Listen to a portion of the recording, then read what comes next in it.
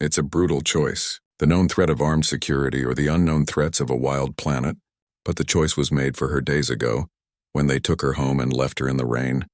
The community that should have protected her cast her out. Her father's friends looked away. The betrayal wasn't a single act.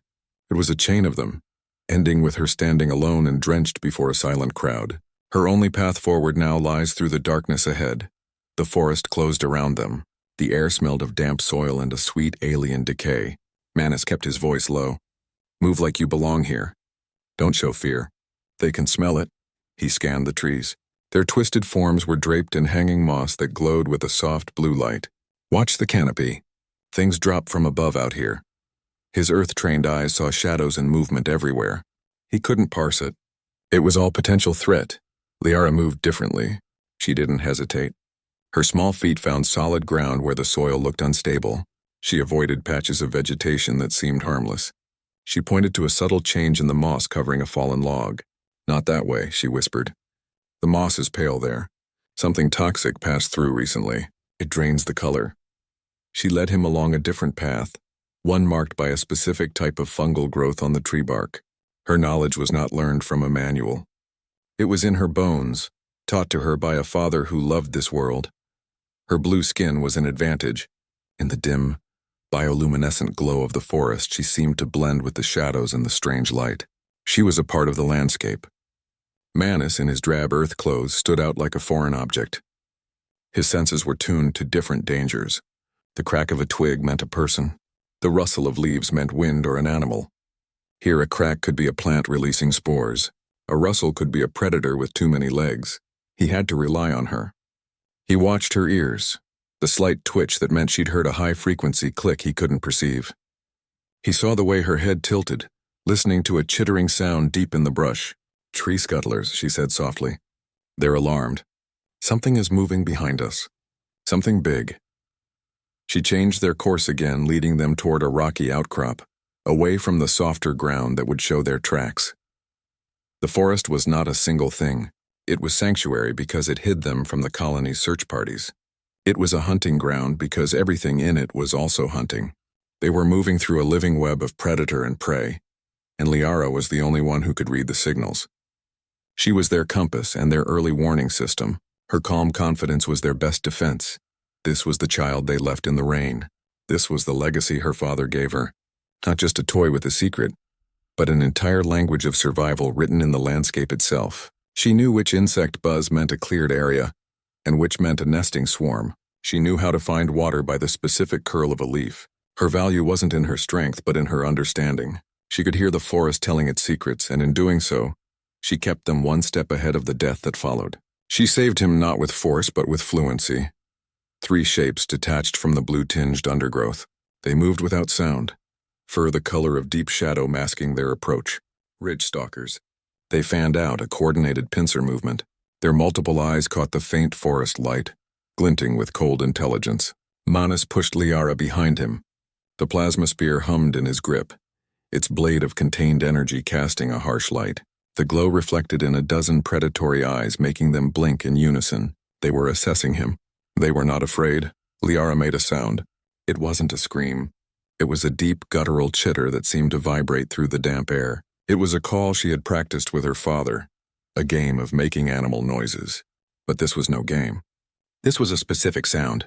It mimicked the territorial threat display of a cave dweller, the one predator on this world that ridge stalkers actively avoid. They are pack hunters, but the dwellers are larger, stronger, and fiercely protective of their deep territory. An encounter is costly. The lead stalker froze, its head tilted, multiple eyes focusing on the small blue child. The sound was wrong coming from something so small. The creature hesitated, confused by this contradiction. Its coordinated advance faltered. Manus saw the opening. He didn't charge. He stepped forward one solid step. He raised the spear, not to strike, but to use its light. He swept the glowing tip in a slow arc in front of the lead beast. The intense, shifting plasma glow was disorienting. It overloaded their complex visual senses, creating confusing afterimages. The stalker backed up a step, shaking its head. Its low growl was one of uncertainty, not threat. The other 2 mirrored its movement, their silent coordination broken. The decision was made. The potential meal was not worth the risk. The unfamiliar threat call and the disorienting light created too many variables. The lead stalker turned its head, emitting a soft clicking sound to its pack. As one, they melted back into the forest shadows. They did not run. They retreated with a slow, deliberate pace, maintaining a watchful distance. Their eyes still gleamed from the darkness, but they were no longer advancing. The immediate threat had passed. The key was the call. Ridge stalkers are apex predators, but their survival depends on calculated risk. They avoid unnecessary conflict with the few creatures that can challenge them. The cave dweller's cry is a clear signal of such a threat. When Liara produced that sound, she introduced a dangerous unknown. She presented herself not as prey, but as something potentially connected to a greater danger. Her small size made the signal confusing, but the authenticity of the sound triggered a deep-seated instinct to withdraw and reassess. It was a bluff, but it was a bluff backed by the evolutionary memory of a very real, very costly predator. Her father didn't just teach her a sound. He gave her a key to the forest's hierarchy of fear. The mountain rose before them, a dark bulk against the star-flecked sky. They found the entrance where Kaelin said it would be. It lay behind a curtain of mineral-laden water, a slow cascade that had stained the rock in stripes of deep blue and ochre.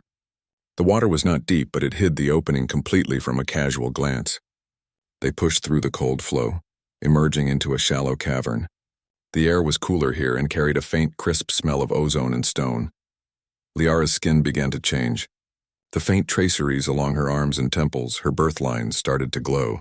The soft blue light intensified, pulsing with a slow, steady rhythm.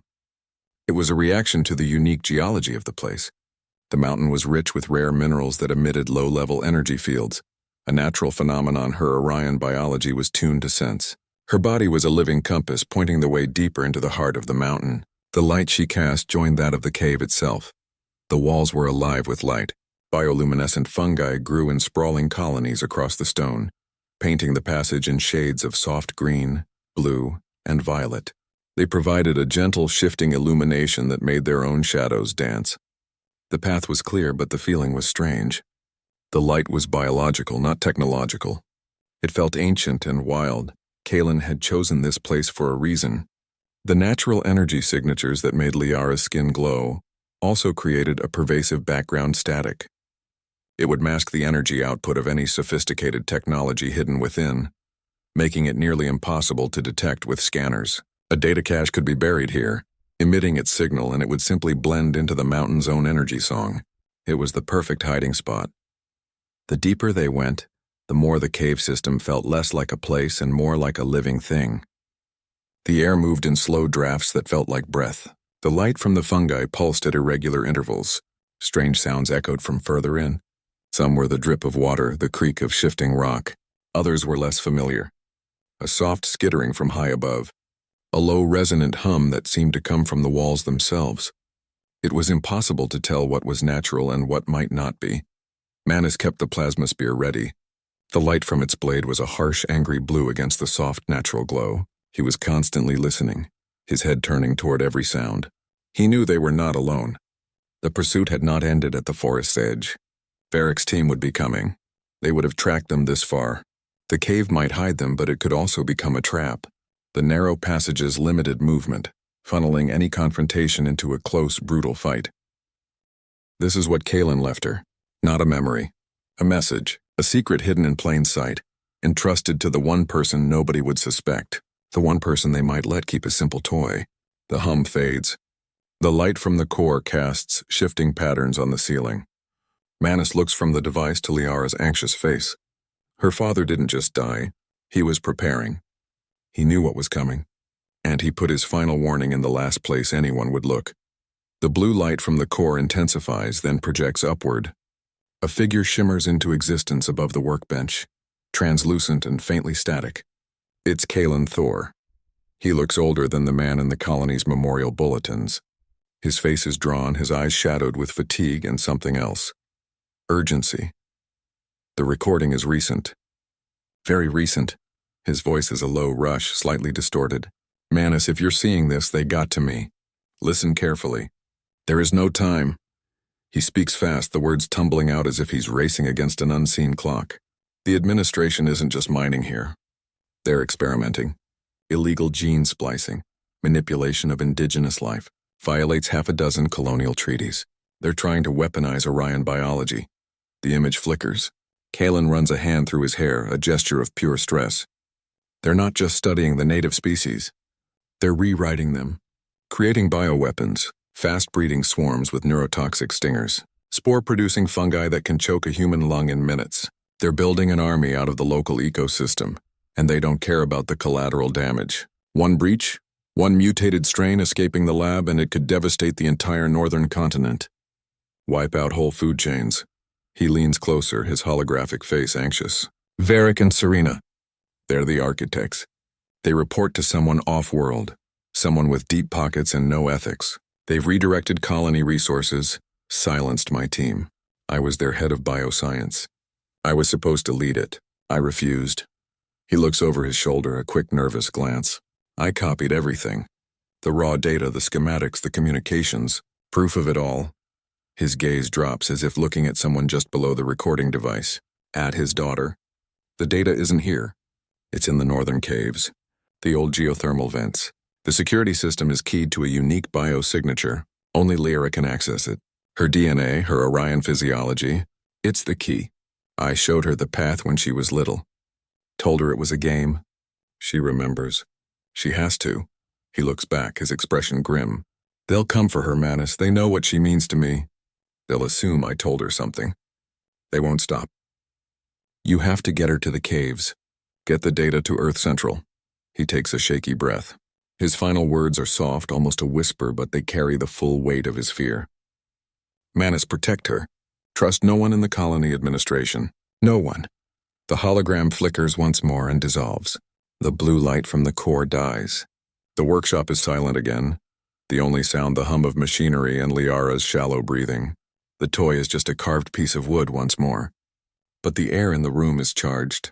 The stakes are no longer about a single child's safety. They are about a planet's survival. Kalen wasn't just killed for defiance. He was murdered to keep a terrible secret. A program that turns a world's natural life into a weapon. Footsteps outside. Heavy synchronized. The sound of armored boots on the wet permacrete. They don't bother with stealth. They know he's in there. Manus moves fast. He shoves a heavy metal workbench against the main door. It scrapes loudly across the floor. He stacks crates of machine parts on top, creating an unstable but dense barrier. Liara stands against the far wall, her back pressed to the cool metal. Her eyes are huge, fixed on the door. She doesn't make a sound. He goes to a wall mount, unclips a plasma cutter. It's a common tool, used for slicing through ship hulls and dense alloys. He doesn't need to cut metal right now. He needs a weapon. He works quickly, his hands sure. He detaches the cutting head, exposing the focused energy emitter. He finds a length of reinforced conduit pipe from a scrap pile. He fits the emitter assembly to one end, using industrial bonding tape from a dispenser. It's a rough job, but it will hold. The weapon hums to life when he triggers it. A short, vicious blade of contained plasma extends from the end of the pipe, flickering with blue-white energy. It gives off a heat haze. It could cut through a security trooper's body armor like it was paper. The glow lights his face, casting hard shadows. He looks at Liara. He doesn't have time to be gentle. He grabs a small toolkit from a drawer, a multi-driver, a laser caliper, a spool of conductive wire. He kneels in front of her. Listen, he says, his voice low and even. He shows her each tool one by one. What it does, how to hold it. The multi-driver can short a door control. The laser caliver can measure distances, find weak points. The wire can trip someone or tie a door shut. These are tools, not weapons. You understand? If I tell you to run, you run. If I tell you to hide, you hide. You do not fight. You are too small. Your job is to disappear. She nods, her small hands closing around the tools. She puts them in her pocket. They are heavy. The outer door shudders, a percussive thump, then another. They're using a ram. The barricade holds, but the door itself groans. A seam appears near the lock. Light from outside cuts through the growing dark of the workshop. The first breach team will be cautious. They'll expect resistance. They'll come in low and fast, covering angles. Manus looks up at the environmental control panel by the door. It governs lights, air circulation, minor power relays. He reaches up, doesn't even need to look. His fingers find the main override. He reroutes all non-essential power to the door motor, overloading the circuit. It's a crude trick, the lights die. Every one of them. The hum of the ventilators cuts out. The workshop plunges into near-total blackness, broken only by the faint glow of standby indicators and the angry blue light of his improvised spear. The pounding on the door stops. He can hear muffled voices outside, confusion. They weren't expecting that. He knows this space in the dark. Every tool, every crate, every potential weapon. They do not. He melts into the shadows, becoming just another shape in the familiar gloom, the plasma spear hissing softly in his hand. The wall panel gives way with a soft click. It's not a door, just an access point, barely wider than his shoulders. Manus shoves Liara through the opening first. He follows, squeezing his frame into the tight space. The panel clicks shut behind them. Darkness swallows them. The air is thick with the smell of lubricant and stale air. The tunnel is a metal tube, dimly lit by small, widely spaced maintenance lights. It's a drone's world, not a human's. Conduits and cables run along the walls and ceiling, forcing them to duck and turn sideways. They can hear the security team breaking through the workshop's main door. Shouted orders echo faintly through the metal. Manus doesn't wait. He finds a small valve on a coolant line. He uses the butt of his plasma spear to strike it. A sharp crack. Pressurized fluid sprays into the passage behind them. It's not harmful, but it's slick and smells sharp. It will make the floor treacherous for anyone in heavy boots. Sparks fly as the fluid hits a live conduit, casting frantic shadows for a second. It will slow them down, create confusion. He turns to Liara. "Which way?" he asks, his voice low. She doesn't hesitate. She points left. "This way is faster," she whispers. She moves with a quiet confidence that belies her age. She knows these passages. Her father showed her. He called it their secret game, exploring the colony's hidden arteries. She knows the shortcuts the maintenance drones use, the passages too small for adults to consider. She leads him through a junction, down a sloping tube into a section that looks unused, older. Dust coats the surfaces here. She knows this maze. Manus follows. He trusts her. His own knowledge of the station's layout is general, based on schematics. Hers is lived, intimate. She is a native to this hidden world. He keeps his spear ready, but the immediate threat is behind them for now. The only sounds are their breathing, the scuff of their feet on metal, and the distant angry shouts of their pursuers growing fainter. They climb a final narrow ladder. Liara pushes open a hatch at the top. It groans in protest. Cold, wet air washes over them. They emerge behind a recycling unit at the colony's edge. Orion 4's night is deep and alive. The air is heavy with the scent of damp earth and something else. A sweet, alien fragrance from the vegetation. The rain has stopped. The forest begins just meters away.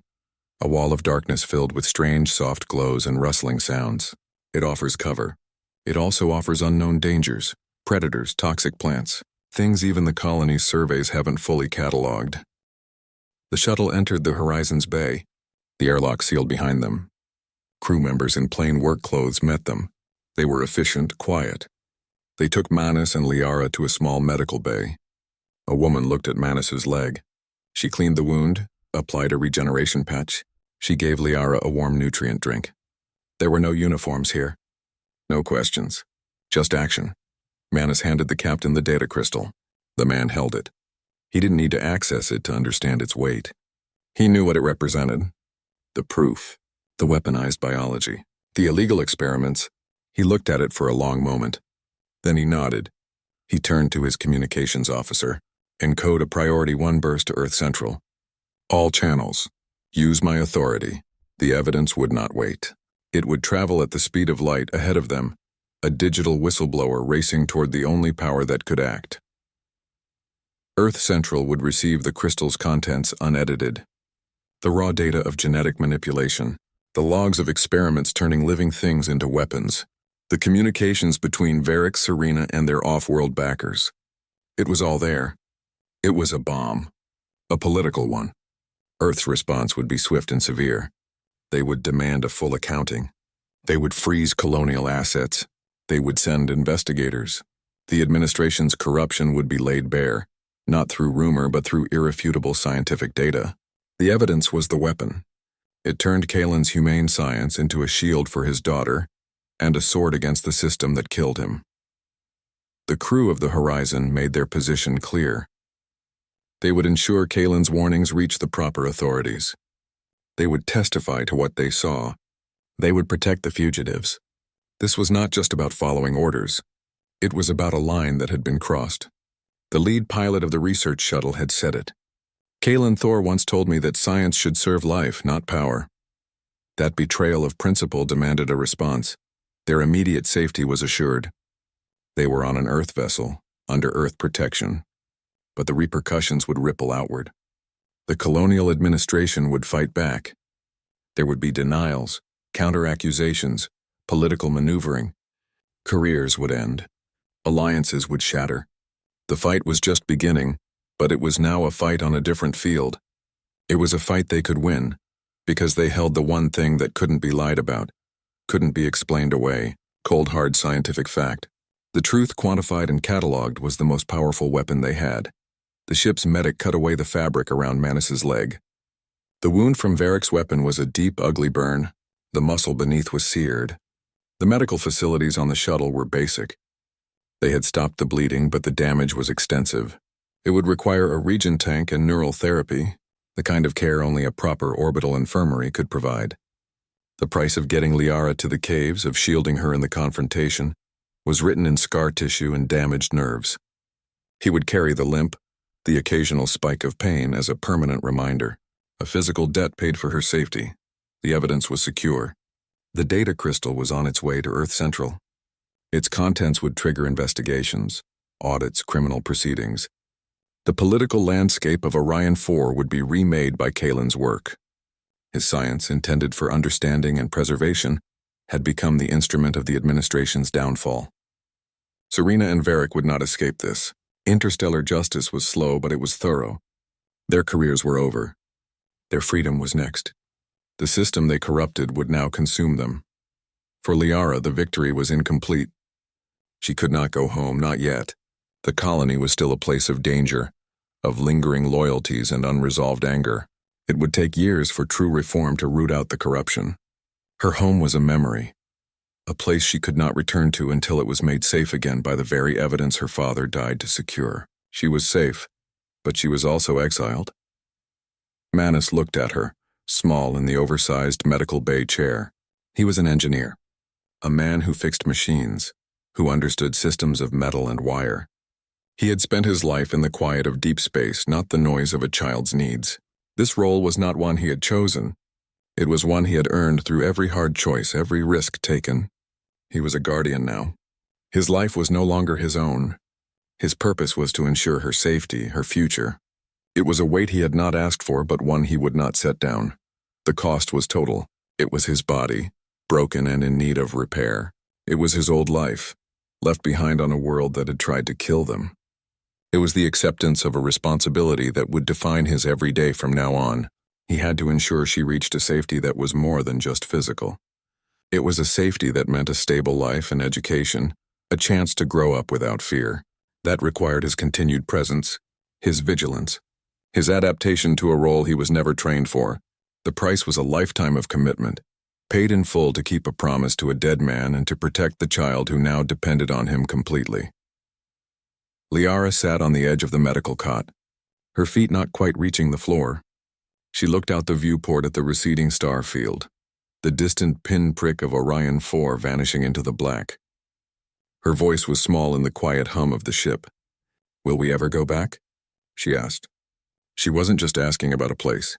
She was asking about a life, a father, a sense of things being right.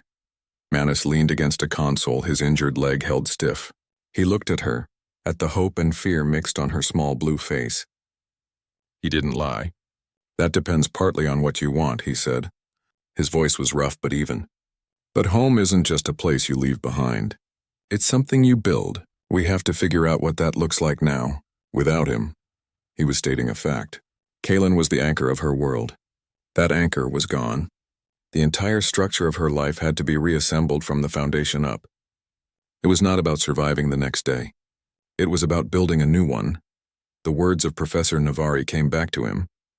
She had said them softly as they boarded the shuttle. "Home is not always a place, little one. Sometimes it's the people who care for you." It was a quiet truth, offered like a gift. It resonated in the sterile air of the medical bay. The colony had been a place, It had houses, streets, a familiar sky, but its people had turned away. They had let her stand alone in the rain. The polar station was a cluster of domes on ice, but it had given them shelter because one person chose to care. The horizon was a ship of strangers, but they offered aid without hesitation. The location mattered less than the action. Safety was a behavior, not an address. Liara's next question was quieter, more urgent. She looked at him, her large eyes searching his face. "Will I still see you?" It was a plea for continuity, for a thread to hold on to in the freefall of her upended life. She had lost everything familiar. The one constant through the caves and the forest and the cold cargo hold had been him. His presence was the new wall against the world. To lose that too was a fear she couldn't voice. He looked at her. He saw the child who had led him through a deadly forest with a calm he admired. He saw the girl who had thrown a rock to save his life. He was an engineer. He fixed broken systems. She was not a system to be fixed. She was a person to be cared for. His realization was not sudden. It was a quiet settling of weight onto his shoulders, a weight he found he was willing to carry. Life after Kaylin was not a problem to be solved. It was a path to be walked. It required adaptation. Not just survival, but building. His role was no longer temporary. It was his purpose. "Yeah," he said. His voice was low, certain. "We'll figure it out as we go." The horizon moved steadily through the void. Its engines were a constant vibration through the deck plates. It was carrying them toward Earth, toward bureaucracy and medical care and a future that was a blank slate. For Liara, it offered a chance to be a child again, to learn, to grow, to have a life not defined by pursuit and loss. It was a new future, built on the wreckage of the old, held together by the promise of the people around her. The ship itself was just metal and air. The home was the man who had fought for her, the crew who had sheltered them, the memory of a father whose love had set this chain of protection in motion. It meant that safety was not a location you reached, but a bond you trusted. It was the understanding that you belonged with someone, not just somewhere. The data crystal reached Earth Central. It arrived as a burst transmission, a stream of encrypted code traveling at light speed. It bypassed colonial channels, going straight to the oversight bureaus. The data was intact, unedited. It contained everything: the raw genetic sequences, the logs of forced mutations, the communications between Varric, Serena, and their anonymous funders. It was not an accusation. It was evidence, cold hard and undeniable. They were looking for a specific kind of security, not a keypad or a lock, but something far more personal and far more secure. Kaylin would not have hidden his most damning evidence behind a code that could be broken, or a door that could be blown open. He would have used a lock that could only be opened by one key. A key made of flesh and blood and DNA. A key he knew the administration could never control or replicate. They needed to find the container that only his daughter could open. The wall was not smooth. A section of it showed a subtle pattern beneath the glowing fungi, a rectangle of geometric lines that didn't match the natural stone. Manus ran his fingers over it. The surface was cool and seamless, but the design was unmistakable. A container, built into the living rock itself. At its center was a flat, dark panel. There were no buttons, no keypad. Just a smooth, glassy surface waiting for something specific. It was a biometric lock. It wasn't designed for codes or keys. It was designed to read DNA, to recognize one specific genetic signature, Kaylin's, or failing that, the only other person who shared enough of his markers, his daughter.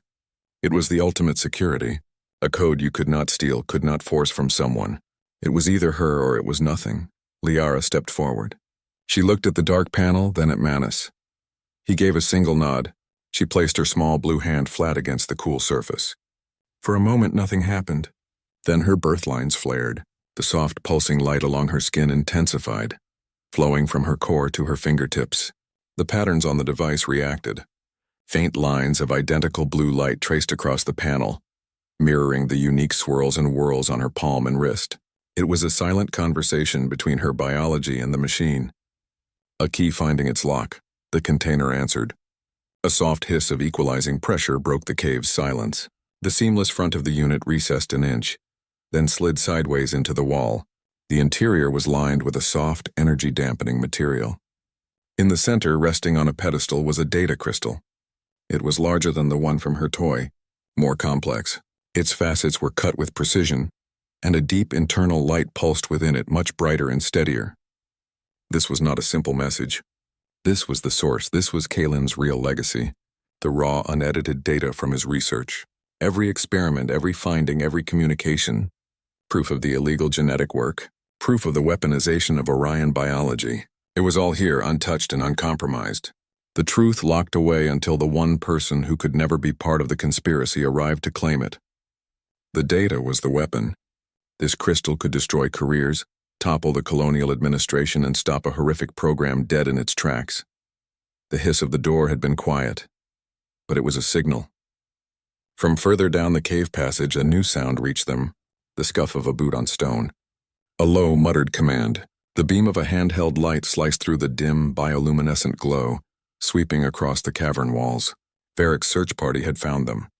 They had followed their trail through the forest and into the mountain. They were here for the crystal. They would not ask nicely. The evidence was in their hands.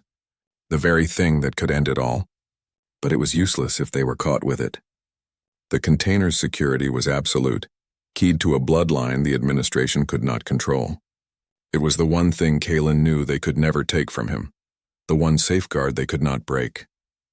He didn't hide a weapon or a bomb. He hid the truth, and he made his daughter the sole guardian of the key. Her DNA was not just who she was. It was the only thing standing between a corrupt power and its ability to bury its crimes forever. Varric stepped into the chamber, his weapon trained on them. The rest of his team fanned out behind him, blocking the exit. Their lights cut through the soft fungal glow, creating harsh angles and deep shadows. The air felt tight. "The crystal," Varric said. His voice was flat. "Give it to me." The child walks away. "You come with us. That's the only deal." He took another step forward. The chamber wasn't large. They were out of room to retreat. High above, something moved. A rustle of leathery wings. A soft chittering. The cave dwellers were stirring. The commotion below, the harsh lights, the raised voices, it disturbed them. They shifted on their perches on the high rock ledges, their multiple eyes reflecting the light in pinpricks of red and green. They were a variable, an unknown. Their behavior was a question mark for everyone in the room. Manus shoved Liara behind him, putting his body between her and Varric's weapon. "Run!" he shouted at her. It was not a request. It was an order. As he turned to face Varric, the security chief fired. Not a kill shot. A disabling blast meant for the leg. Manus took the hit. The energy strike hit his thigh. He grunted, his leg buckling. He went down on one knee, his jaw clenched against the pain. The sacrifice was made. He had given her a second. Maybe two. Liara didn't run. She dropped low. Her small hand closed around a loose rock from the cave floor. It was heavy, jagged.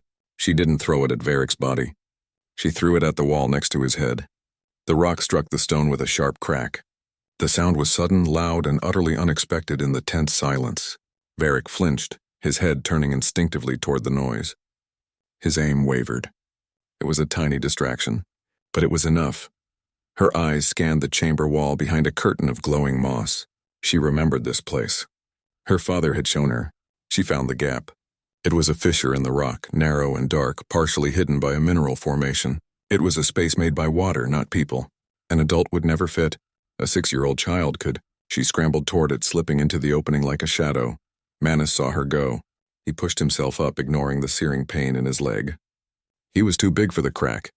He had to force his way through, scraping his shoulders, tearing his clothes on the sharp rock. He moved anyway.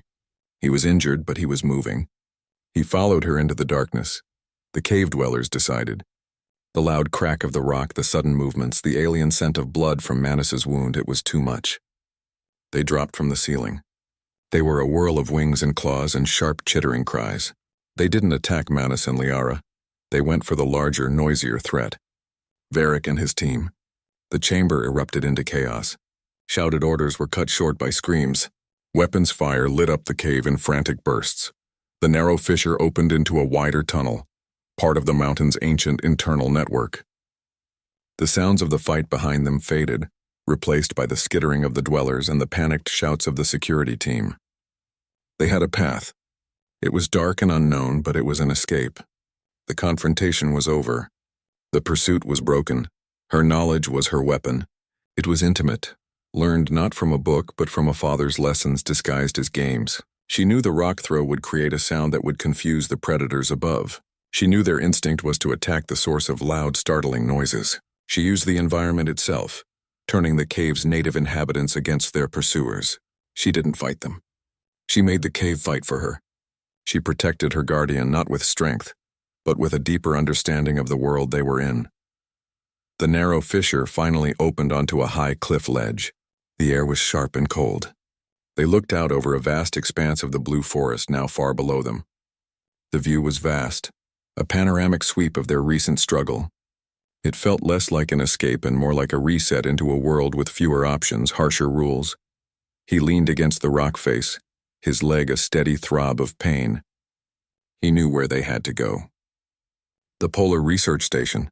It was a remote outpost, a small cluster of domes at the northern ice cap, a place where the colony's grip was weaker.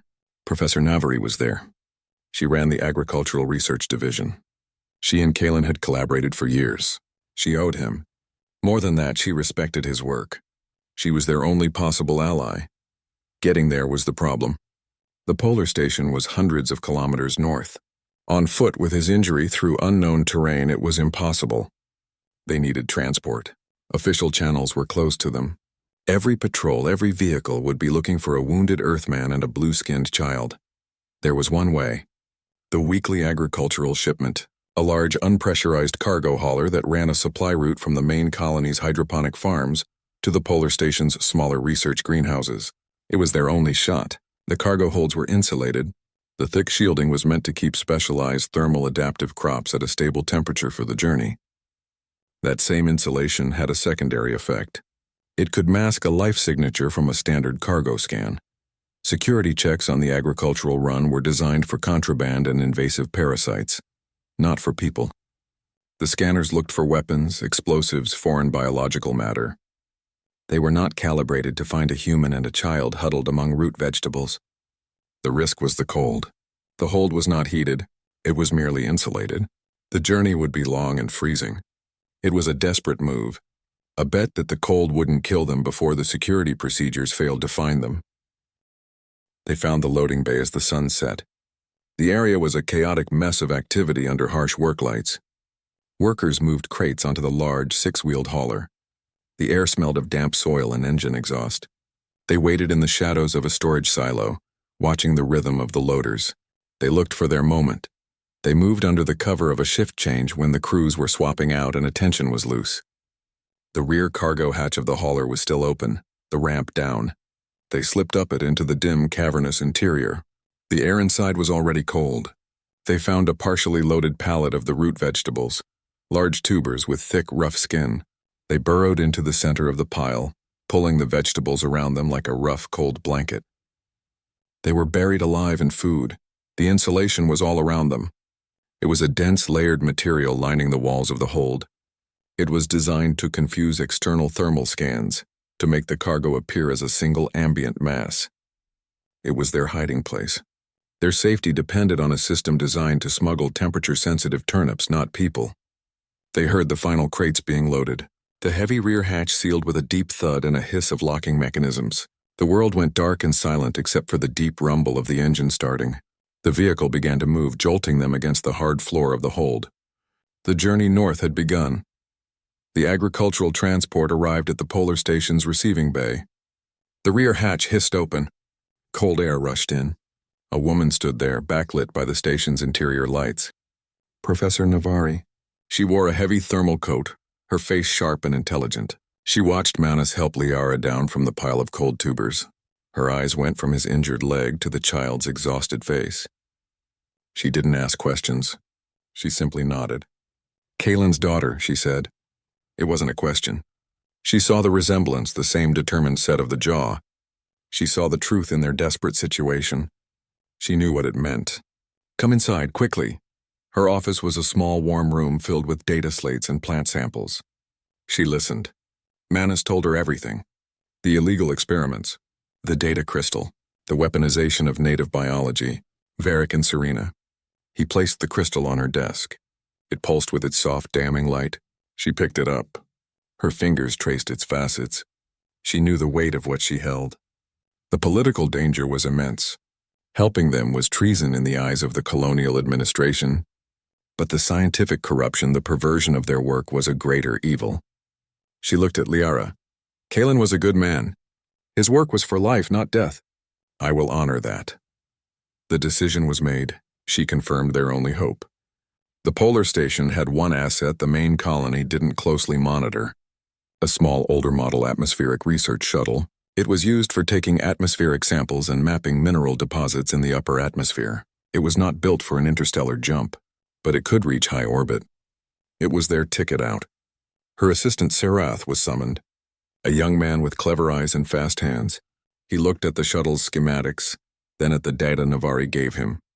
He saw the problem immediately. And he saw a solution. The plan was risky.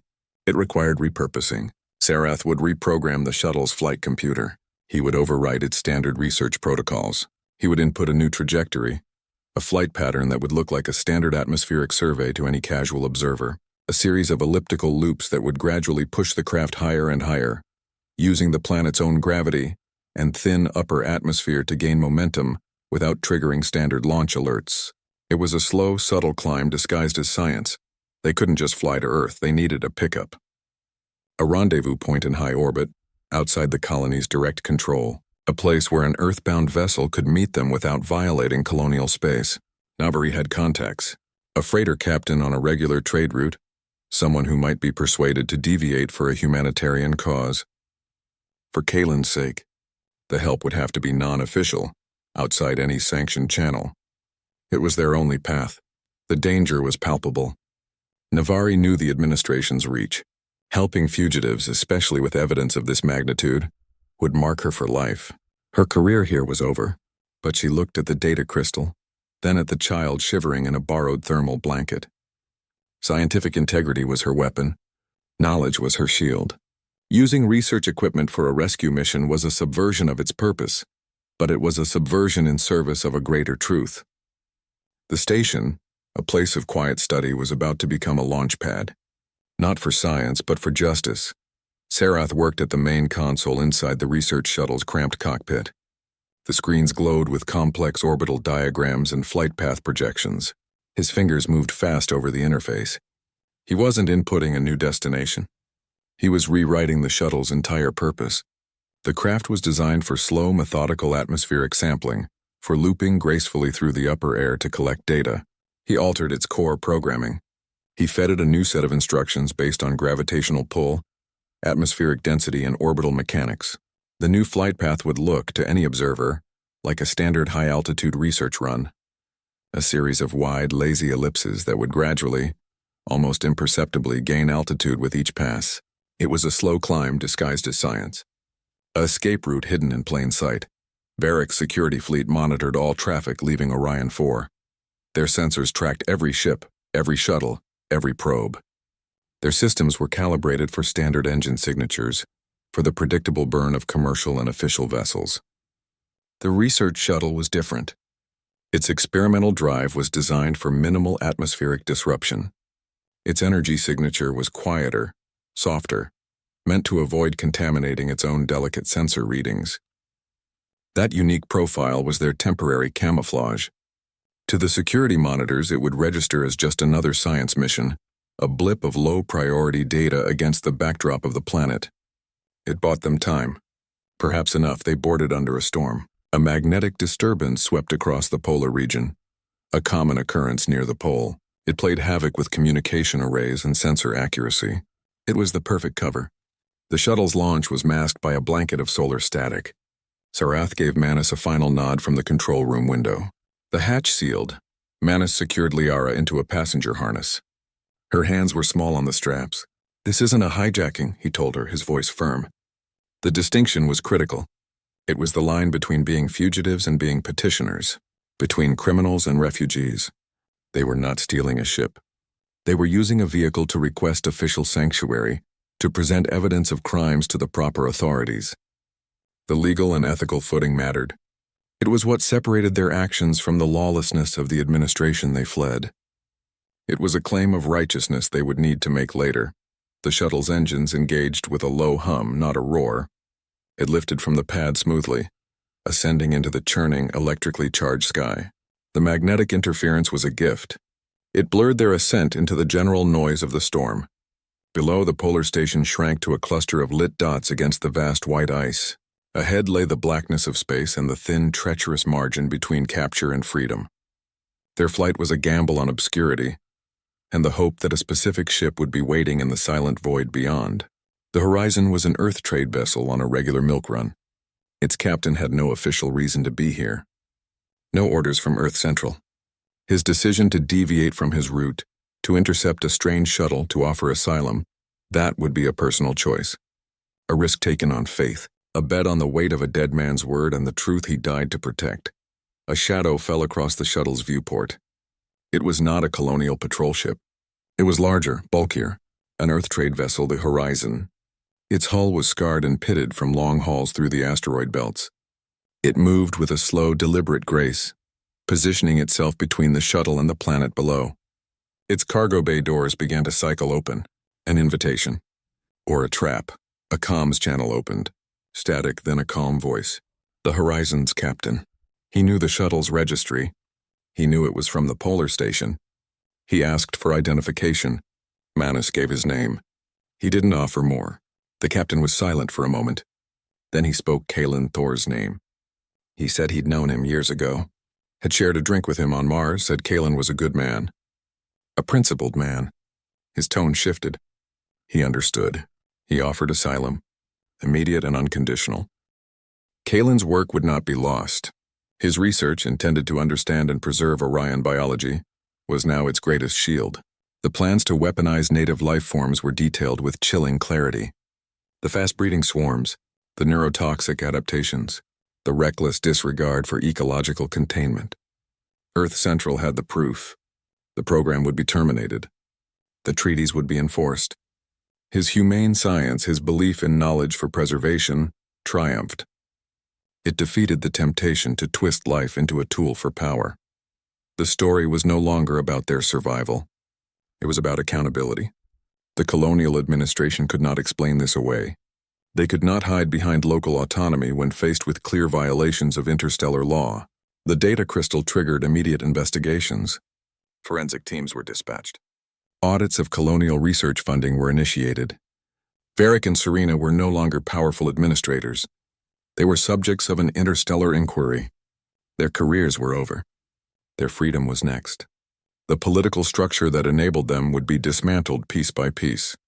This was how scientific evidence became a weapon. Not a physical one, but a political and legal one.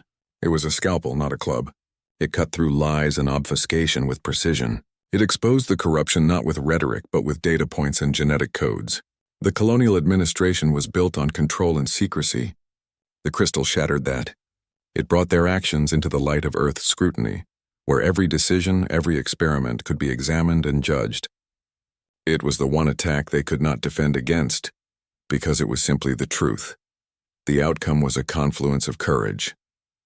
Kalen's moral courage to uncover the truth and die for it. Manus's courage to protect a child against impossible odds. The crew of the Horizon's courage to intervene. Even Professor Navari's courage to choose ethics over safety. This cross-species solidarity, human and Orion, scientist and engineer, trader and researcher, created a chain that the corrupt power structure could not break.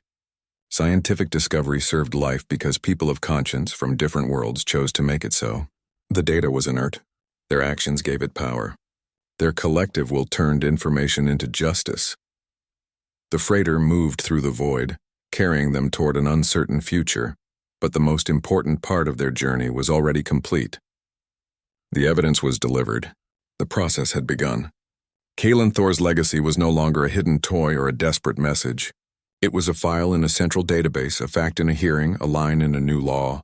It was secure. It would reshape a world. The fight for Orion 4 would now be fought in courtrooms and council chambers with documents and testimony. The weapon was not a plasma spear or a stolen shuttle. It was the unassailable quiet power of the truth finally set free. The Horizon moves through the void, its engines a steady vibration. Inside, Manus studies star charts for Earth's orbit. Liara sleeps in a bunk, finally still. Their survival was more than escape. It was adaptation. An engineer became a guardian. A child became a guide. The evidence they carried will reshape a world's future. It proves that courage is not a solitary act but a chain. It's the choice to stand, to speak, to protect. Even against overwhelming power, a single truth carried by a few can challenge the corruption of many. 6-year-old Liara stands drenched in the rain, blue skin gleaming under the storm. Serena pours purified water over her head, a cruel old custom, while Varric watches silently. Then a weathered Earth human steps from the shadows. What do you think you're doing? Manus Ray's voice cuts through the downpour. He holds documentation naming him Guardian. This child's survival now depends on an outsider against a colony's corruption. She stands small in the rain, 6 years old and shivering. The water weights her dark hair, streams over skin the color of deep twilight. Serena holds the silver urn, her movements precise, almost ceremonial. Each pour is a measured cascade over the child's head, ice-cold and deliberate. Varric watches from a few steps away, arms crossed, face unreadable.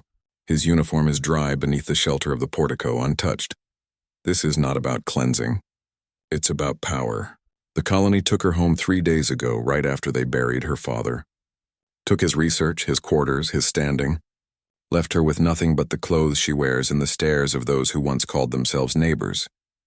The ritual is old, older than the settlement itself, repurposed now as theater, a lesson for anyone else who might question the administration's reach. Liara's birth lines catch the gray light, faint traceries of soft luminescence along her temples and arms. They pulse in time with her heartbeat, a rhythm the rain cannot wash away. That light marks her as Orion-born, different from the human colonists, a reminder of her father's choice to love an outsider. The water seeks to dilute that truth, to make her just another orphan in a system that values compliance over kinship. Security cordons the square, a ring of silent figures in dark gear. Their presence isn't for protection, it's to ensure no one steps out of line. No one offers a coat. No one intervenes. This is how order is kept on the frontier, through spectacle, through isolation. Through the cold certainty that defiance has a cost. 3 days since the funeral. 3 days of corrosive silence, of doors not answered, of looks that slide away. Hope is a finite resource here. It drains with every hour, like water into thirsty ground. Then movement at the edge of the square. A man steps from the shadow of a supply shed. He is not from here. His clothes are earth-made, practical, worn. His face is lined, his posture relaxed but ready. He walks toward the center of the square as if he belongs there, as if the rain and the armed guards are merely part of the scenery. He stops a few meters from Serena. His eyes are on Liara, taking in her shaking form, the rigid set of her small shoulders. Then his gaze lifts to the woman with the urn. Manus Ray's voice is low, but it carries. It cuts through the hiss of the downpour, through the tension in the air. What do you think you're doing? Serena's eyes narrow. The urn tilts in her grip, water sloshing over the rim. Manus doesn't wait for her answer. He reaches into the inner pocket of his worn coat. His movements are deliberate, unhurried. He produces a flat, sealed case. It opens with a soft click. Inside, documents rest under a transparent membrane. They're printed on Earth Central bond paper, marked with official seals and verification codes. He holds it out. The text is clear even in the rain. It names him Manus Ray, legal guardian to Liara Thor, daughter of Kaelin Thor, in the event of the father's death. The authorization is signed by a magistrate on Mars, ratified by 3 separate interstellar oversight bureaus. It carries the weight of Earth law, a system the colony nominally answers to but often ignores. Serena's lips press into a thin line. This means nothing here, she says, her voice tight. We govern ourselves, our laws, our customs. Earth's reach is theoretical. She gestures with the urn, a dismissive flick of her wrist. Your paperwork holds no authority on Orion soil. Manus doesn't lower the case. His gaze is steady on her, then flicks to Varric. Interstellar Child Protection Statute 12B, he says. His tone is flat, factual. Ratified by every signatory of the Colonial Accord, including this settlement's founding charter. It supersedes local autonomy in cases of suspected neglect or endangerment of a minor. Which this, he adds, his eyes going to Liara, still dripping, clearly qualifies. The law is obscure, a relic from early expansion days, rarely enforced. Meant for extreme cases, it gives an Earth-born citizen unique standing. A check on colonial power, a tool no one expects to be used. Varric's hand moves. It's a subtle shift, a tightening of his posture. His fingers drift toward the weapon at his hip. He's calculating the cost of silencing this man, the witnesses, the potential fallout from Earth. His eyes scan the perimeter guards, weighing their loyalty against the trouble this stranger represents. Manus sees the movement. He doesn't flinch, doesn't step back. His own posture remains loose but ready. It's the stance of a man who has stood his ground before, who has faced threats more immediate than colonial security officers playing at soldiers. The rain soaks through his coat, but he seems not to notice. The water continues to sheet down, washing the last of the purified liquid from Liara's skin. Her blue complexion emerges clearer, her faint birth lines glowing a touch brighter against the gloom. She watches Manus, her large eyes wide, taking in the shift. This sudden, impossible chance. The question hangs in the sodden air, unspoken but felt by everyone present. Why is he here? Why now, 3 days after the funeral? A man from Earth with binding documents and knowledge of forgotten laws, stepping into a dispute he should know nothing about. His timing is not a coincidence. It is a declaration. He didn't come to mourn. He came to collect. They don't go to the main residential blocks. Manus leads her to the industrial quarter, to a workshop tucked between a storage depot and a power relay station. The air here smells of ozone and hot metal. His space is a pocket of Earth tech, a mix of gleaming fabrication units and old solid tools from a world she's never seen. It feels like a different planet. Liara stands just inside the doorway, water pooling at her feet. She's still shivering. She clutches the toy. It's a small thing, carved from a single piece of dark Orion wood. It looks like a forest grazer, a six-legged creature common in the valleys near the colony. Its shape is simple, smoothed by her small hands over years of holding. It's the only thing she managed to grab when they came for her home. The only piece of her father she has left. Manus watches her. He gets a rough towel and hands it to her. She dries her face, her arms, but doesn't let go of the carving. He doesn't ask for it. He busies himself at a workbench, warming a ration bar on a heating coil. The silence isn't uncomfortable. It's waiting. He looks at the toy again. Kellen Thor was a biologist, a geneticist, a man who dealt in data and delicate instruments. Not a man known for sentiment. Not a man who would leave his daughter with just a child's plaything for comfort. Not unless that toy was more. Manus holds out his hand. Liara hesitates, then places the grazer in his palm. It's warm from her grip. He turns it over under the bright work light. His eyes trace the lines of it. The carving is good, but not perfect. The symmetry is slightly off along the spine. The wood grain doesn't flow naturally around the creature's haunches. These aren't mistakes a carver would make. They're seams. He runs his thumb along the back. The wood feels solid, but there's a faint give along a line he hadn't noticed before, a hairline fracture too straight to be natural. He applies pressure with his thumbs on two specific points near the creature's shoulders. There's a resistance, then a soft click. A low hum vibrates through the wood, a crystalline sound that shouldn't be there. The toy separates. It doesn't break. It unfolds along invisible lines. The pieces moving with a precision that speaks of engineering, not woodcraft. The interior is hollow. In the center rests a data core no larger than his thumb.